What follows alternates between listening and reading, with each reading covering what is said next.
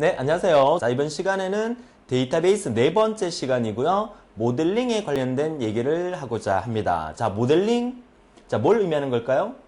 그렇습니다. 설계를 의미하는 겁니다. 자, 지금까지 1강, 2강, 3강을 통해서 여러분들이 데이터베이스 전반적인 개념과 지난 시간에 키와 무결성을 통해서 기본 용어까지 다 섭렵을 하셨습니다. 자, 이제 여러분들께서는 데이터베이스 관리자가 되셔서 실제 데이터베이스를 현장에 투입돼서 설계하는 단계를 공부하고 있다. 이렇게 생각하시면 되겠습니다. 자, 그럼 첫 번째 화면을 보면서 자, 데이터베이스 모델링에 관련된 내용을 개념적 설계 단계를 같이 한번 공부해 보도록 할 텐데요. 자, 이번 시간 학습 내용 살펴보도록 하죠. 모델링의 개념 정확하게 이해하시고요. 모델링이라는 말 자체가 자, 설계한다는 의미이기 때문에 설계를 하려 그러면 기본적으로 뭐 건물 같은 거 설계할 때도 도화지가 있어야 되고 거기다가 막 연필로 막 그림을 그려가면서 설계를 해야 되잖아요. 우리도 마찬가지입니다.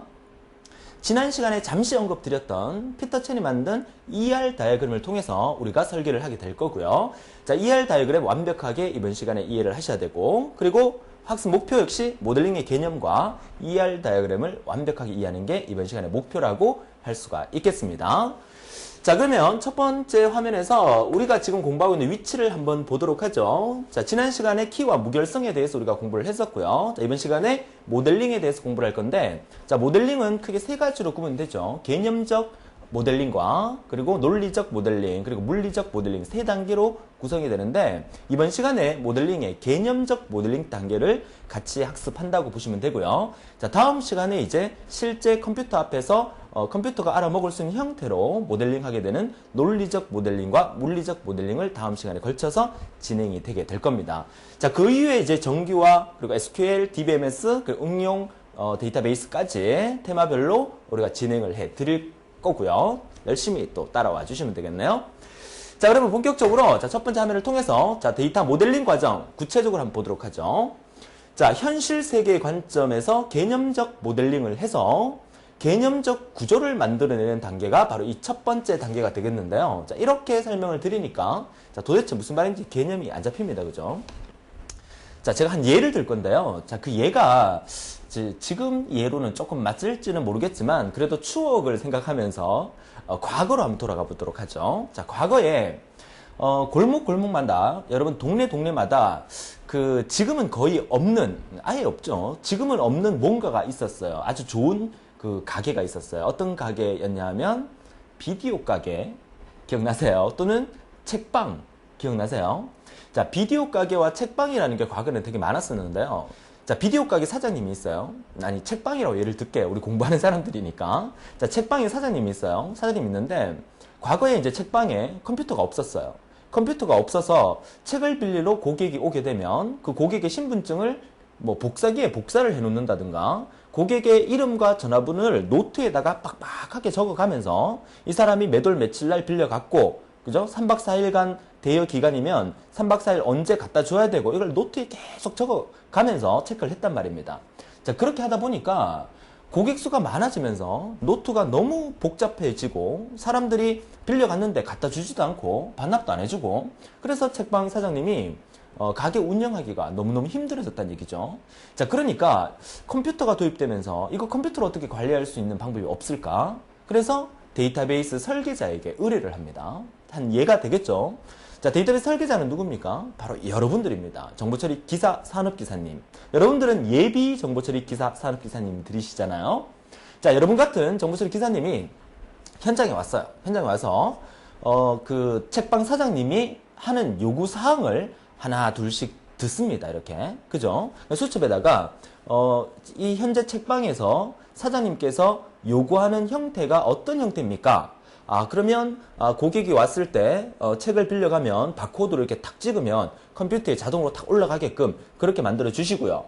자, 그리고 난 다음에 고객이 필요한 것은 고객의 이름도 필요하고요. 전화번호도 필요하고요. 주소도 필요하고요. 그리고 빌려간 날짜 필요하고요. 또 반납해야 될 날짜 필요하고요. 만약에 연체가 되면 연체 일수가 며칠인지 그것도 나왔으면 좋겠고요. 또 연체 일수에 대해서 연체 요금이 부과될 수 있는 그런 기능도 있었으면 좋겠고요. 뭐 여러 가지 요구사항을 할 거 아닙니까? 그러면 그 책방 사장님이 요구하는 것을 여러분 같은 데이터베이스 설계자가 열심히 받아 적습니다. 그죠? 받아 적으면서 그 현실 세계를 데이터베이스 설계자는 컴퓨터에 나중에 입력을 하고 컴퓨터에 프로그래머화 시켜야 되기 때문에 현실 세계를 가상 세계라고 생각하면서 열심히 메모를 합니다.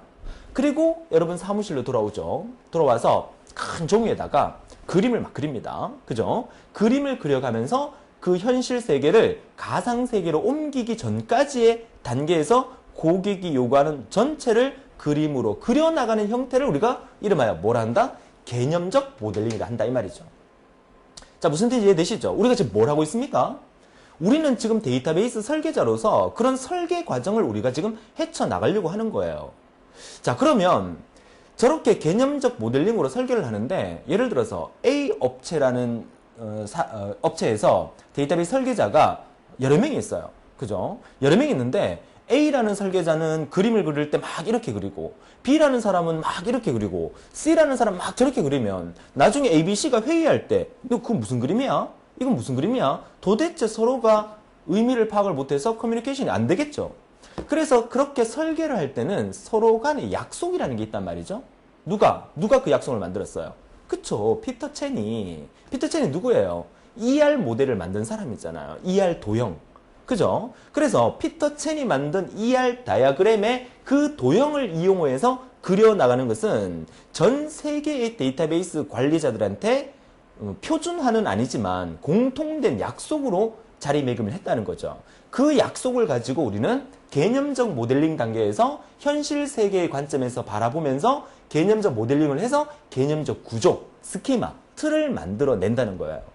이제 이해하셨어요? 자, 그 틀을 만들고 난 다음에 우리는 본격적으로 이제 컴퓨터에 입력하기 전에 논리적 모델링 단계를 거쳐서 컴퓨터에 입력할 수 있는 형태로 디자인을 다시 하는 거예요. 설계를 다시 해서 논리적 구조로 만드는 단계. 요 단계, 논리적 모델링 단계는 우리가 다음 시간에 배우게 됩니다.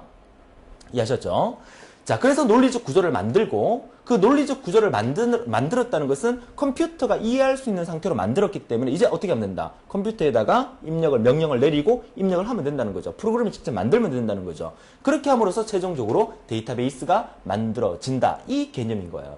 자, 이게 뭘 의미하는지를 정확하게 알아두시고 우리가 필기 그 시험이 아니기 때문에 이거 그려놓고 중간에 갈로 비워놓고 이게 뭐냐 이렇게는 안 나올 겁니다. 그죠? 근데 제가 이 부분을 왜 강조를 하느냐면 이 개념을 알고 봐야 되는데 그죠? 이 개념도 모르고 계속 쳐다보면서 정규하는 1정규형은 어떻고 2정규형은 어떻고 개체 무결성은 어떻고 관계 무결성은 어떻고 그거 암만 해봐야 시험 문제에 엄청난 지문으로 나왔을 때 그 지문을 해석하는데 한계가 있다는 얘기입니다. 그죠? 그래서 이 개념적인 부분을 제가 아주 강조하면서 설명을 드리는 거예요. 이 부분을 완벽하게 여러분 머릿속에 이해를 해야 돼. 다시 합니다. 우리가 이번 시간에 공부하는 내용은 어떤 내용이다? 이번 시간에 개념적 모델링 단계를 하는 거예요. 개념적 모델링 단계는 어떤 단계다? 책방 사장님한테 가서 얘기를 들으세요. 제일 좋은 방법은요. 여러분들이 책방에 가서 한 달 동안 아르바이트 하는 거야. 그러면 책방이 어떻게 돌아가는지 다 알 거 아니에요. 그러고 난 다음에 사무실 들어와서 설계를 하면 그거 완벽합니다. 근데 데이터베이스 연봉 1억씩, 5억씩, 10억씩 받는 그 데이터베이스 설계자가 책방에 가서 한 달 동안 아르바이트를 하겠습니까? 안 하겠죠. 물론 큰 기업에서 이런 요구를 하게 되면 현장으로 투입되겠지만 단지 현장에서 사용자의 얘기를 듣고 현실 세계의 관점에서 얘기를 듣고 난 다음에 그것을 모델링화 시키는 부분이기 때문에 사실 힘들고 하는데 한계가 부딪히는 경우도 상당히 빈번하게 많습니다. 그래서 결국은 프로그램을 완성시켜 놓고도 사용자한테 불만이 계속 들어오는 거야. 이것도 고쳐주세요. 저것도 고쳐주세요. 나는 이걸 원해요. 저걸 원해요. 이런 형태를 되게 많이 겪게 되는 겁니다. 자, 아무튼 좋습니다. 자, 지금 우리가 공부하려고 하는 개념 정확하게 이해하는 얘기입니다. 우리는 현실 세계 관점에서 개념적 스키마 형태로 만드는 개념적 데이터 모델링에 대해서 이번 시간에 공부하게 될 거고 그 모델링을 하는 도구가 바로 ER 다이어그램, 피터 첸이 만든 ER 다이어그램이다. 이 말입니다. 그래서 정리하자면 개념적 설계 단계에서는 현실 세계에 대해서 인식한 것을 추상적 개념으로 표현하는 과정이다. 이게 개념적 설계 단계. 이번 시간에 공부하게 될 거고요. 자, 논리적 설계 단계는 현실 세계에 발생하는 데이터 형태를 컴퓨터가 이해하고 처리할 수 있는 논리적 데이터 구조로 변환하는 과정이 논리적 설계 단계고, 요거를 다음 시간에 공부하게 될 거고요. 물리적 설계 단계는 다음 시간에 이어서 같이 하게 될 건데, 데이터베이스 파일에 대한 특정한 저장 구조와 접근 경로를 설정하는 과정이 바로 물리적 설계 단계다. 그래서 설계 단계는 크게 세 가지로 구분되고 있다. 그 중에서 우리는 개념적 설계 단계에서 공부하게 되는데, 개념적 설계 단계를 공부하기 전에 다시 한 번 더 다음 페이지를 통해서 그 흐름을 다시 한 번 더 파악을 해보도록 하죠. 자, 이렇게 빗금을 제가 이렇게 쳐놓은 것은 이번 시간에 공부할 내용이 이 부분이고요. 다음 시간에 공부할 내용이 이 부분이고요. 그리고 쭉 지나서 정규화 이렇게 이어진다는 얘기인데요. 자, 이게 실제로 데이터 모델링하는 순서도입니다. 첫 번째, 빵집이 아니라 책방, 그죠? 책방, 빵집. 자, 책방 사장님한테 요구 조건을 받아들이죠. 그 요구 조건을 분석을 해서 요구 조건 명세서를 작성하고 ER 도형을 통해서 개념적 그 설계를 한 다음에 개념적 형태의 스키마를 만드는 과정. 자, 이 과정이 끝나면 논리적 설계 단계에 들어가서 논리적 설계 단계에서는 논리적 스키마를 만드는 게 목적인데 관계 데이터베이스 스키마를 이용을 해서 논리적 스키마를 만들어낸다는 얘기입니다. 자, 여기서 줄을 쫙 꺼놓고 이쪽에 DBMS의 독립적이고 이쪽에 DBMS 의존적이란 말은 DBMS라는 게 데이터베이스 매니지먼트 시스템의 약자로 데이터베이스 관리 시스템인데 일종의 소프트웨어예요. 그러니까 컴퓨터의 프로그램을 의미하는 거죠. 그렇다 보니까 이 부분은 우리가 뭐 하는 거라 그랬어요? 그 설계자가 직접 종이에다가 이렇게, 그죠? 기록하면서 그려나간다 그랬잖아요. 그러니까 사실 프로그램에 의존하는 건 아닙니다. 그러니까 프로그램에 독립적으로 내 혼자서 이 부분을 다 설계해 나간다는 거죠. 이 단계가 끝나서 논리적 설계 단계에 들어오면 이제 DBMS에 의존을 하게 되는 거죠. 그 말을 의미하는 거고. 자, 이 과정이 끝나면 우리가 다음 시간부터 이제 정규화 부분 들어가면서 이제 구체적으로 데이터베이스를 구현하는 과정까지를 우리가 공부를 하게 되는 거예요. 자, 우리가 데이터베이스라는 과목 정보처리 실기에서 30점 분량입니다.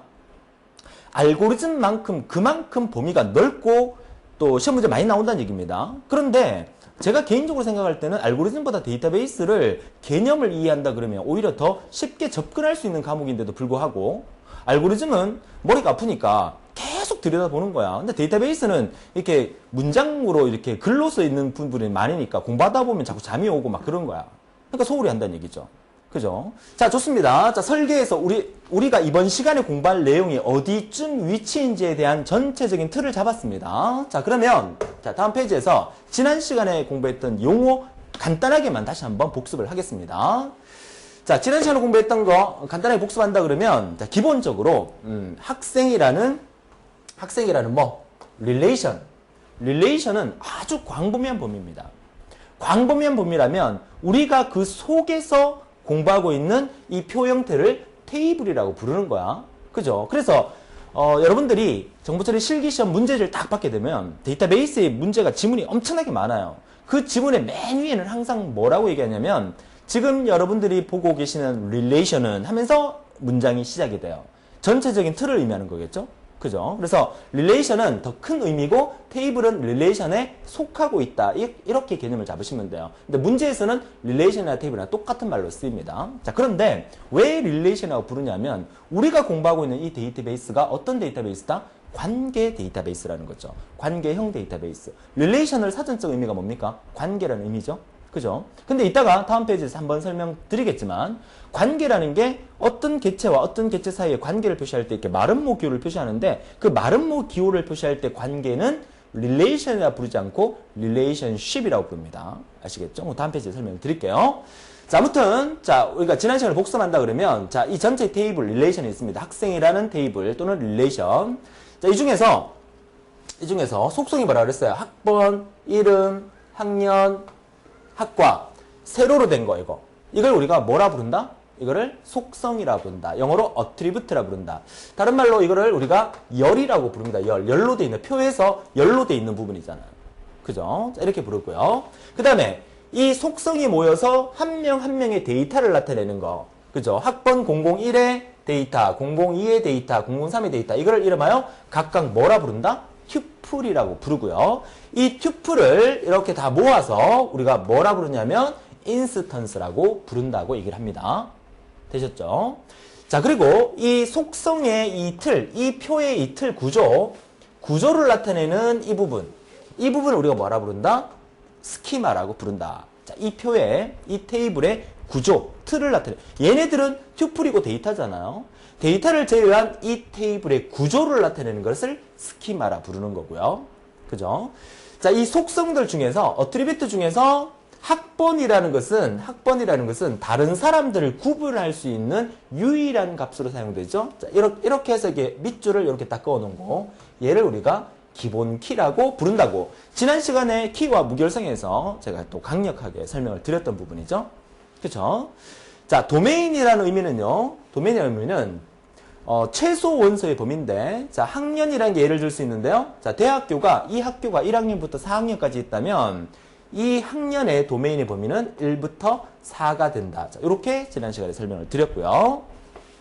자, 이렇게 해서 기본적인 용어는, 여기 있는 용어는 다 설명을 드린 거죠. 자, 차수라는 것은 속성의 개수니까, 하나, 둘, 셋, 네 개가 되겠고요. 카디널러티는 튜플의 개수니까, 한 명, 두 명, 세 명이 되는 겁니다. 그래서 속성의 개수와 카디널티 수 정확하게 알아두시고요. 지난 시간에 했던 복습입니다. 자, 그러면 역시 다음 페이지를 보도록 하죠. 자, ER 다이어그램. 개념적 데이터 모델링에서 ER 다이어그램으로 설계를 해 나가고 있기 때문에 ER 다이어그램을 알아야 되는데, 자, 이거 보시기 전에 지난 시간에 이 부분에 대해서는 제가 설명을 드렸었죠. 지난 시간에. 자, 학생이라는 릴레이션 테이블이 이렇게 방금 앞에서 나왔던 그림하고 똑같은 내용입니다. 학생이라는 테이블에서 얘를 우리가 ER 다이어그램으로 표현을 하게 되면 이렇게 표현한다. 학생이라는 테이블명은 즉 사각형을 통해서 표현을 해주고, 그 다음에 학번, 이름, 학년, 학과라는 것은 동그라미로 이렇게 표현을 하고요. 그 다음에 기본 키에 해당되는 밑줄은 동그라미 안에서 밑줄을 꺼준다. 요거 피터 첸이 만든 요게 ER 다이어그램 모양입니다. 자, 이렇게 표현한다고 지난 시간에도 설명을 드렸는데, 자, 그러면 이걸 우리가 이름하여 뭐라 부른다? 테이블이라고 부르고요. 이걸 이름하여 뭐라 부른다? 테이블? 좀 어색하잖아요. 그래서 이렇게 표 형태로 나와 있는 것을 우리가 테이블, 릴레이션 이렇게 부른다고 설명드렸고요. 그리고 피터 첸이 만든 ER 다이어그램에서 이 모양을 우리가 앞으로 뭐라 부를 거냐면 개체라고 부를 겁니다. 개체. 영어로 entity. 개체라고 부를 겁니다. 그래서 앞으로는 ER 다이어그램 속에서는 제가 학생 개체요, 학생 엔티티에서 학생 엔티티에 있는 학번, 이름, 학년, 학과요 이렇게 부를 거란 얘기죠. 그래서 여러분들이 이 개체라는 엔티티라는 용어를 다시 한 번 더 알아두시기 바라요. 이것저것 비슷한 용어들이 되게 많다, 그죠?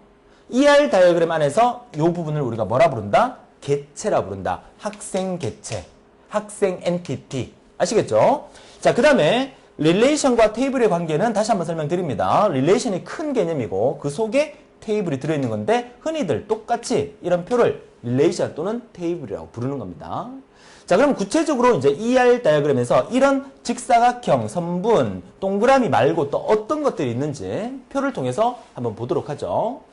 자, 직사각형, 개체, 엔티티라고 부릅니다. 엔티티. 그리고 마름모는 관계라고 부르는데 앞서 제가 설명을 드렸지만 이 관계를 릴레이션십이라 합니다. 이 관계를 릴레이션이라고 그러면 이거랑 헷갈리니까, 그죠? 이 전체 틀을 나타내는 이 부분을 우리가 릴레이션이라고 부른다면 개체와 개체 사이의 관계를 나타낼 때 마름모는 관계의 의미에서 릴레이션십이라 부른다는 거. 그리고 동그라미는 속성, 어트리뷰트. 속성, 어트리뷰트. 그 다음에 속성, 어트리뷰트 안에 밑줄이 그어져 있으면 기본 키를 나타내는 속성이라는 거 알아두시고요. 자, 이 전체를 합해서 개체와 개체 사이의 관계가 n 대 m이라는 것은 다 대 다 관계가 있다는 얘기예요. 이 개체와 이 개체 사이는 다 대 다 관계가 있다. 오늘 수업 시간에 여러분들이 1대1, 1대 다 대 다 관계에 대해서 한 번 더 언급을 해드릴 겁니다. 자, 개체 간의 관계, 연관성을 나타내는 부분이고요. 그래서 선분은 개체와 속성을 연결하는 관계, 이런 연결해주는 것을 우리가 선분이라 하고요. 자, 그리고 역삼각형 모양 하나 보이시죠? 역삼각형. 이거를 이사관계라고 합니다. 어떤 개체와 어떤 개체 사이에 관계를 표현할 때 이사관계라는 것은 상속관계가 있을 때 저 역삼각형을 표현을 하게 됩니다. 자, 역삼각형 자주 못 보신 분들이 있으실 거예요. 제가 한번 보여드릴게요. 자, 다음 페이지 한번 보죠. 자, 이사관계의 속성, 상속관계라는 의미인데, 자, 요 위쪽만 한번 보세요. 자, 위쪽 보면 우리 기사 친구의 수강생이라는 개체입니다. 수강생이라는 개체. 자, 여러분들이 기사 친구에 회원가입을 하실 때요. 회원가입을 하실 때 아이디 입력하셨죠? 이름 입력하셨죠. 그리고 여러분 배울 과목 아마 선택이 되셨을 겁니다. 그리고 전화번호, 그 외에 등등등 있었죠. 자, 4개를 입력하고 여러분들이 기사친구에 회원가입을 한다 그러면 이게 뭐야? 수강생 개체가 되는 거예요. 그러면 기사친구의 데이터베이스 시스템 안에 표로 이렇게 딱 만들어져서 아이디가 쭉 입력이 될 거고요. 회원가입하는 사람들 이름 쭉 입력될 거고 과목, 전화번호 쭉 입력될 거란 말이에요. 이게 전체가 뭐야? 수강생 개체가 되는 거예요. 근데 이 수강생들 안에 또 다른 개체가 3개가 존재할 수가 있습니다. 수강생들 중에 대학생이라는 분들이 모여있는 개체가 있을 거고요. 그 다음에 직장인, 그리고 자영업자 분들, 이런 분들의 개체가 따로 있을 거란 말이죠. 그러니까 전체 수강생 밑에 하위 개체로 대학생, 직장인, 자영업의 개체가 따로 존재할 수 있기 때문에 얘를 부모 개체, 얘를 자식 개체, 이렇게 본다면 상하관계, 상속관계가 있다는 의미의 표현을 이렇게 역삼각형으로 표현해 준다는 거죠. 이거 누가 한다? 지금 우리 뭐 하고 있습니까? 지금 우리가 하고 있는 게 뭐죠? 데이터베이스 설계하고 있잖아요. 설계할 때, 그림을 그릴 때 어떻게 그리는지 ER 도형을 보여드리는 겁니다. 그러니까 여러분들이 그 빵집이 아니라 책방, 여러분이 책방에 가고 책방 사장님의 얘기를 듣다 보면 연체자 분류 따로 하고 또 VIP 고객 따로 하고 일반 그 회원들 따로 하고 요로 따로 해갖고 이걸 전체를 우리 회원으로 하겠다. 그렇게 요구를 했단 말이야. 그럼 이렇게 그려나가는 거예요. 이렇게. 그죠? 이렇게 그려나가면 나중에 컴퓨터에 입력할 때 전체적인 개념이 쓴단 말이죠. 그러니까 그 설계 단계를 ER 도형으로 여러분들이 그리는 방법을 우리가 공부를 하고 있다는 거죠. 이번 시간 수업 마쳤을 때 여러분의 목적이 뭐냐면요. 이번 시간 수업 끝날 때 제가 이 ER 도형으로 그려는 빡빡한 거를 여러분한테 보여드릴 겁니다. 아마 이번 시간 수업 들으시려고 이미 프린트를 받아보신 분은 이번 시간 수업 뒷부분에 제가 기출문제 예제를 하나 그 뒤에 첨부해놓은 거 봤을 겁니다. ER 도형이 빡빡하게 들어있습니다. 그걸 딱 보는 순간 여러분은 아 이게 이거구나 이렇게 해석할 수 있는 게 이번 시간의 목표예요. 그죠? 그러니까 이 개념을 정확하게 잘 보셔야 됩니다. 졸지 마세요. 네. 자, 이사 형태는 역삼각형보다 하위 개체, 상속관계를 나타내고 있다. 그런데 데이터베이스 설계자가 이 이사 관계에서 상속 관계에서는 또 종류가 여러 개가 있어요. 그래서 이사 옆에다가 영어로 뭐라고 적어 놓으면 그 적어 놓는 의미가 4가지 의미가 있어요. 그 첫 번째가 뭐냐면 디스포인트. 상위 개체는 하나의 하위 개체만 포함될 수 있다. 이 상위 개체, 수강생들 중에서는 무조건 대학생이면 대학생, 직장이면 직장인, 자영업이면 자영업, 어느 하나에만 속할 수 있다. 이게 이렇게 만들어 달라고 요구를 했다 그러면 누가? 책방 사장이, 그죠? 기사친구 사장이 이렇게 데이터베이스를 만들어 요구를 했다. 무조건 수강생은 하나, 둘, 3개 중에 하나에만 속하게 데이터베이스를 만들어 달라. 이렇게 했다 그러면 이 이사 옆에다가 디스포인트라고 적어 놓으란 말이야. 그럼 프로그램에도 누구든지 데이터베이스 설계자는 딱 보는 순간 아 그렇게 하라는 거구나 이해를 할 수 있단 말이죠. 무슨 말인지 알겠습니까? 그러면 이거 만약에 여러분 시험에 나온다 그러면 문장을 이렇게 상위 개체는 하나의 하위 개체만 포함될 수 있다 이렇게 해놓고 이사 옆에다 갈로 해갖고 동그라미 1번 딱 비워놓는단 말이야. 그죠? 그럼 찾아야 돼.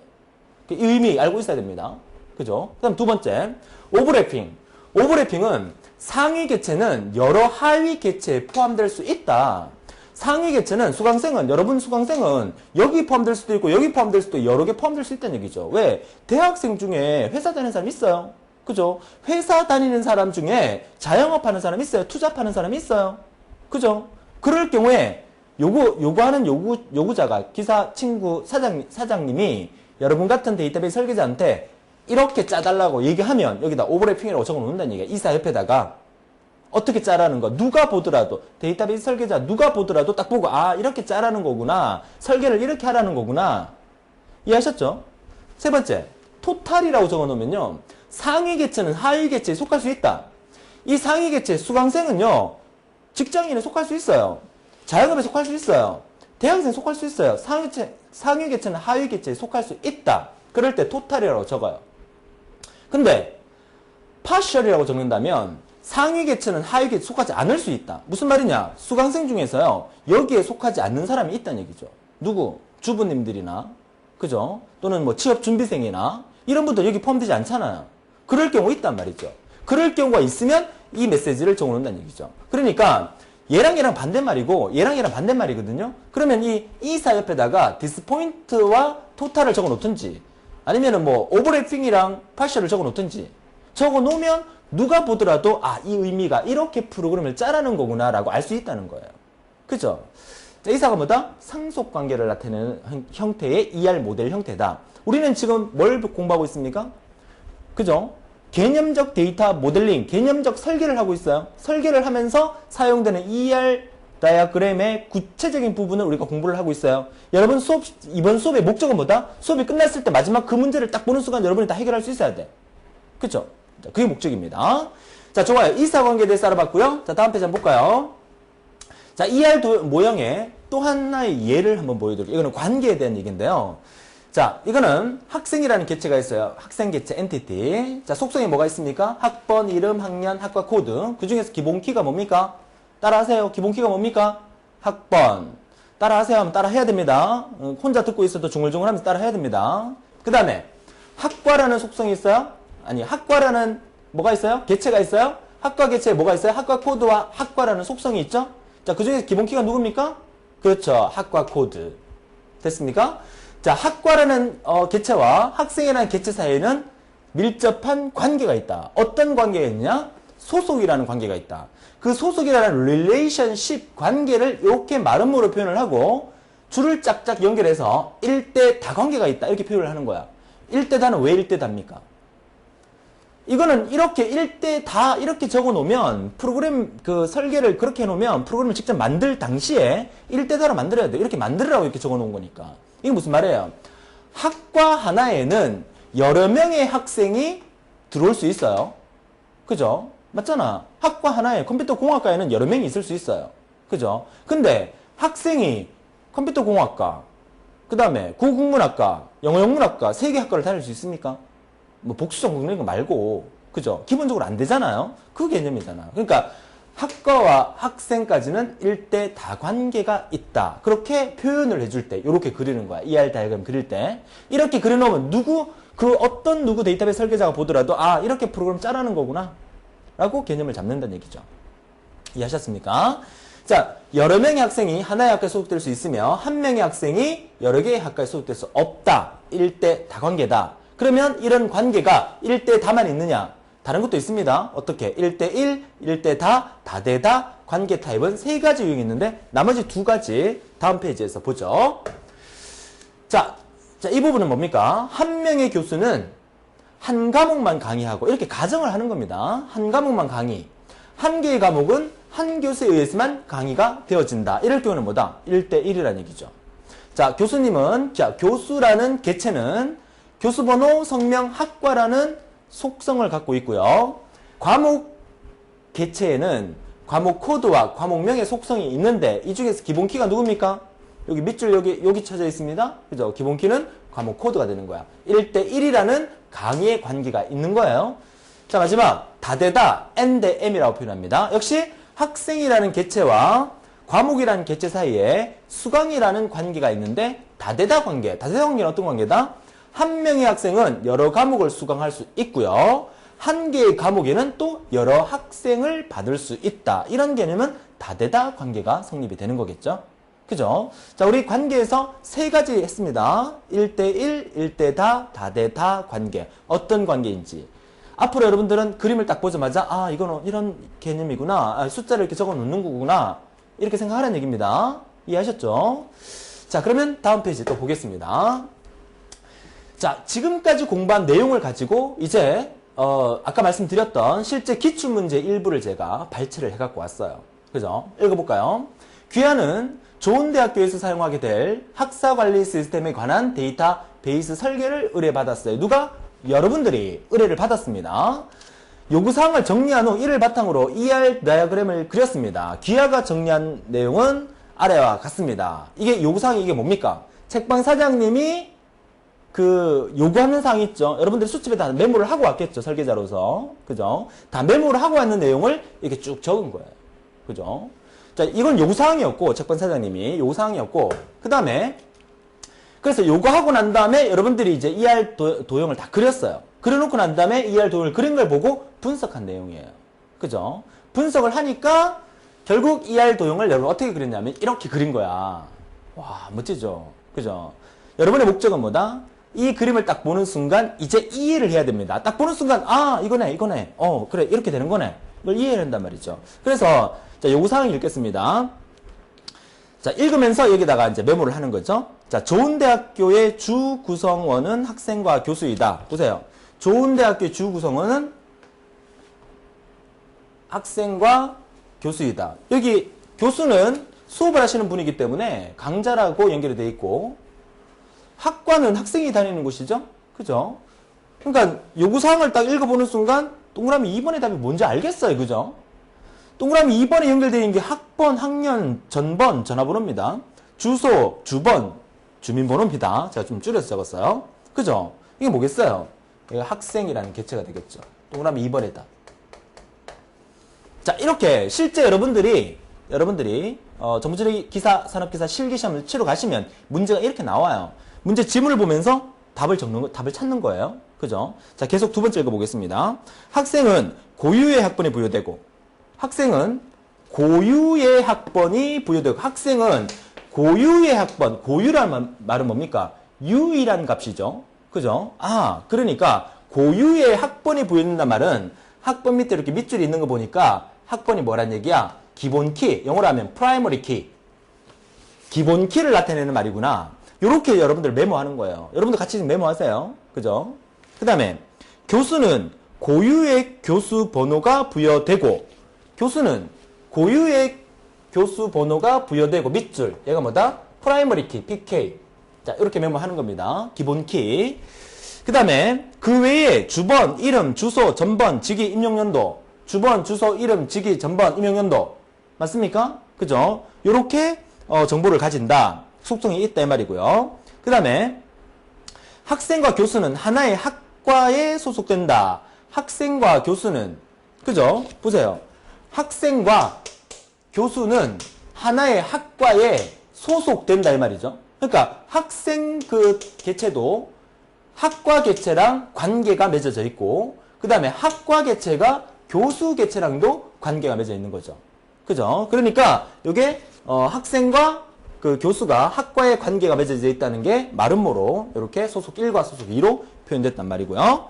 그 다음에 학과는 고유의 학과 번호가 부여되며, 학과는 고유의 학과 번호 역시 밑줄 쳐져 있고요. 얘가 프라이머리 키, 기본 키가 되겠네요. 요 말이고, 그 외에 동그라미 1번 사무실, 전번 등에 가진다. 동그라미 1번 사무실, 전번, 사무실, 전화번호 나왔죠? 그럼 이제 프린트물에 동그라미 1번 답이 뭡니까? 그죠? 여기 학과명이죠. 동그라미 1번 답. 여러분 프린트물에 동그라미 1번 답이 학과명입니다. 이해하셨죠? 너무 쉽지 않습니까? 그 다음에 강자는 고유의 강자 번호가 부여되며, 강자는 고유의 강자 번호, 고유의 강자 번호가 동그라미 안에 없습니다. 그죠?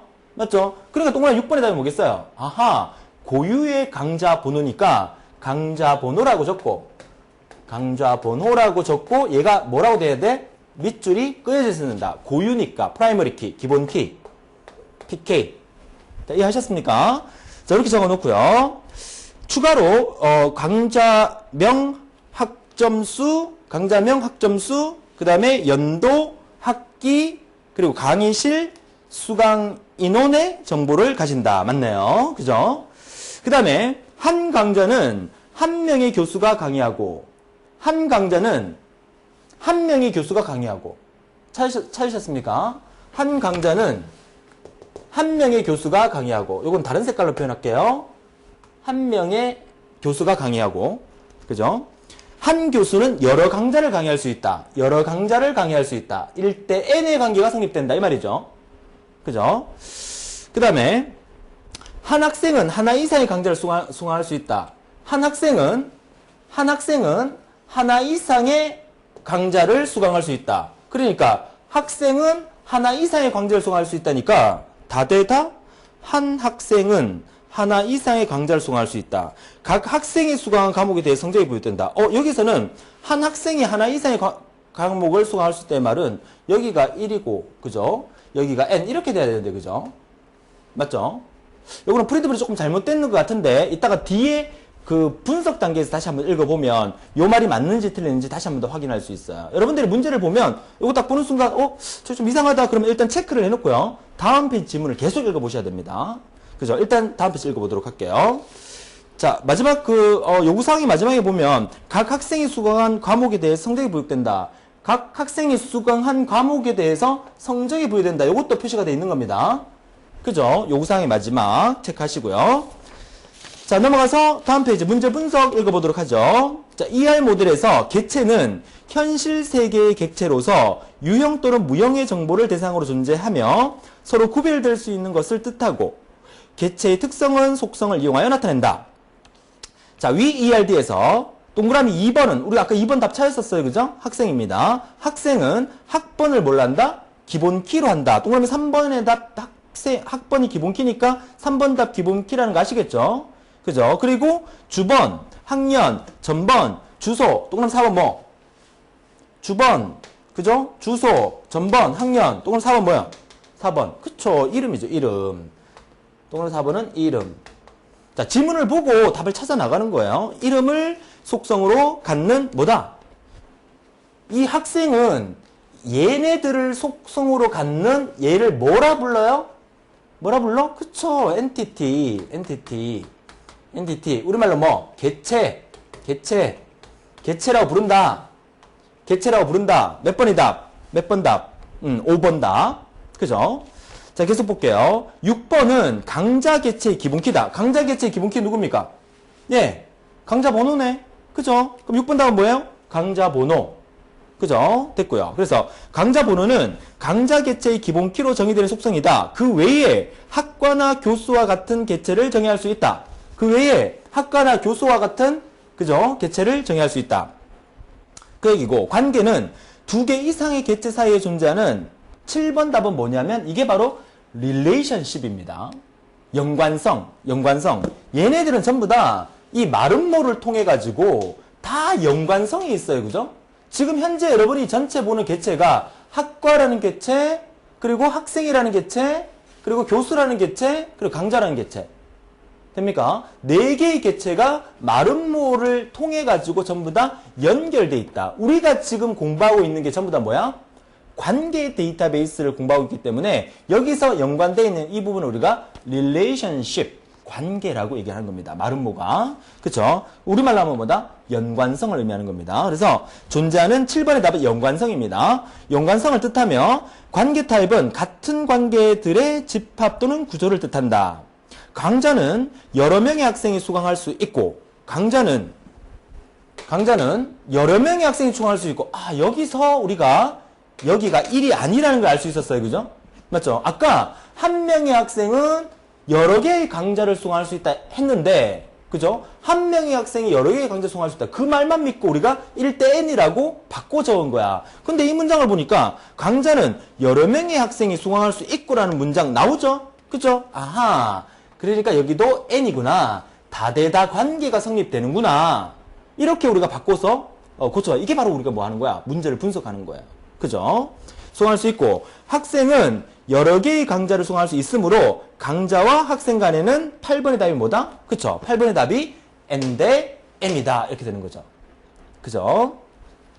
자, 또한 하나의 학과에는 여러 명의 교수가 소속될 수 있으나 하나의 학과에는 여러 명의 교수가 소속될 수 있으나 그러면 여기 10번, 11번 답 나온 것 같은데 그죠? 또 계속 읽어볼게요. 일단 교수는 하나의 학과에만 소속되므로 학과와 교수와의 관계는 9번에 뭐? 1대 다관계가 되겠죠. 9번이 1대 다관계니까 10번이 뭐야? 1이 되겠고 11번이 다가 되겠죠. 그죠? 1대 다관계가 존재를 한다. 따라서 학과 측의 대응 카디널리티에는 10번에는 1이 표시되고 교수 측 대응 카디널리티 11번에는 n이 표시된다. 자, 어떻습니까?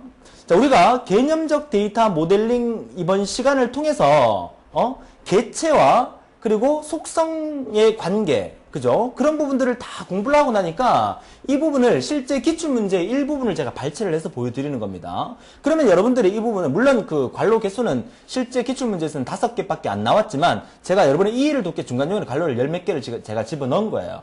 그죠? 그러니까 여러분들이 이렇게 복잡한 ER 도형을 보는 순간에도 지문을 읽으면서 여러분들이 일일이 이 부분을 해석해 나갈 수 있는 능력을 제가 키워드리고 싶어서 이 부분, 이 시간에 이렇게 긴 시간 동안 제가 강조를 하고 있는 거죠. 그죠? 이거 몇 번이든 연습을 하세요. 연습을. 앞으로 여러분들이 정규화 나오고요. 그 다음에 관계 연산 나오고 그 부분에서도 이 부분 계속 얘기하게 될 거거든요. 다음 시간도 마찬가지고. 그러니까 이런 개념을 내가 지금 뭘 하고 있는지, 여러분이 지금 뭘 하고 있는지, 여러분들은 지금 데이터베이스 설계자로서 현장 그 책방에, 그죠? 책방 사장님의 얘기를 듣고 요구 분석을 하고 난 다음에 책방 사장님이 원하는 대로 이렇게 ER 모형으로 설계를 하는 게 여러분이 해야 될 일이란 말이에요. 그죠? 이 연사 강력하게 주장을 합니다. 그죠? 자, 아무튼 여러분 잘 이해했을 거라고 믿습니다. 그죠? 이번 시간을 통해서 여러분들이 ER 다이어그램, ER 도형을 완벽하게 이해를 해서 그 어떤 설계 도면을 보더라도 여러분은 보는 순간 바로바로 해석이 가능한 그런 여러분이 되시는 거를 이번 시간에 목표로 제가 잡았던 거죠. 자, 마무리하겠습니다. 자, 이번 시간 모델링에 대한 개념 완벽하게 이해하고요. 개념적 데이터 모델링에 대한 이해하셔야 되고 ER 다이어그램을 완벽하게 이해하는 게 이번 시간의 목표라고 볼 수가 있겠습니다. 다음 시간에는요. ER 다이어그램을 이용을 해서 또 다른 방법의 설계, 논리적 설계 단계에 대해서 공부를 하게 될 건데 논리적 설계 단계가 상당히 중요한데 다음 시간에는 관계형 데이터 모델의 논리적 설계 부분을 진행할 텐데 이번 시간의 내용, ER 도형을 완벽하게 이해 못했다면 다음 시간에 또 힘들어집니다. 그죠? 이해 안 되셨으면 다시 한번 청취하면서 반드시 이해를 해달라는 거 부탁을 드리도록 하겠습니다. 오늘 너무너무 고생 많이 하셨고요. 다음 시간에 더 활기찬 모습으로 뵙겠습니다. 수고하셨습니다.